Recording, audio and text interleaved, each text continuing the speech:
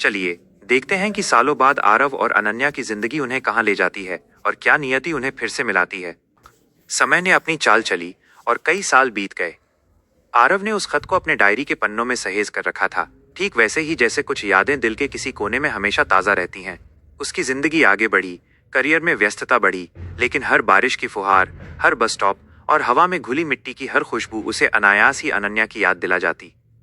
उस दिन भी हल्की बारिश हो रही थी। आरव एक नए शहर में अपनी कंपनी की एक महत्वपूर्ण मीटिंग के बाद एक कैफे के बाहर खड़ा था।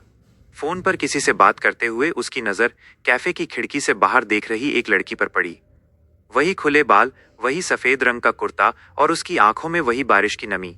एक पल को आरव का दिल जोर से धड़का। क्या ये सिर्फ एक भ्रम था, या? उसने फोन काटा और हिचकिचाते हुए कैफे के अंदर चला गया। वो लड़की एक कोने वाली मेज पर बैठी थी।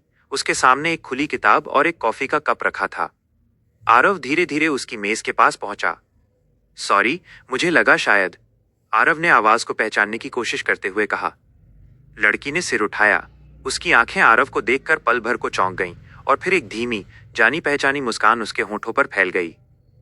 आरव, उसने लगभग फुसफुसाते हुए कहा। आरव के चेहरे पर भी वही सुकून भरी मुस्कान लौट आई। अनन्या, कई सालों की खामोशी एक पल में टूट गई। उन्होंने घंटे भर पुरानी यादें ताज़ा की, माइनस वो बस की मुलाकातें, बारिश के किस्से, किताबों पर चर्चा। अनन्या ने बताया कि उसके परिवार को दूसरे शहर जाना पड़ा था और बस स्टॉप पर वो खत छोड़कर ही जा पाई थी, क्योंकि उसके पास आरव का कोई संपर्क नहीं था। मैंने सोचा था कि तुम मुझे पूरी तरह भूल गए होगे, अनन्या ने कहा।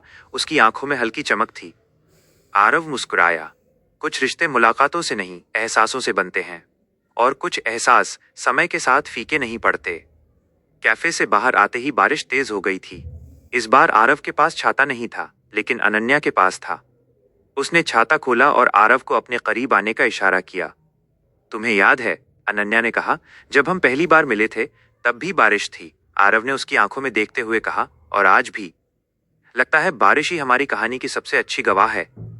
इस बार उनकी मुलाकात के बाद कोई जुदाई नहीं थी। उन्होंने फोन नंबर लिए, रोज मिलने का वादा किया। शायद नियति ने उन्हें एक अधूरे मोड़ पर छोड़कर एक नए सफर की शुरुआत के लिए फिर से मिला दिया था।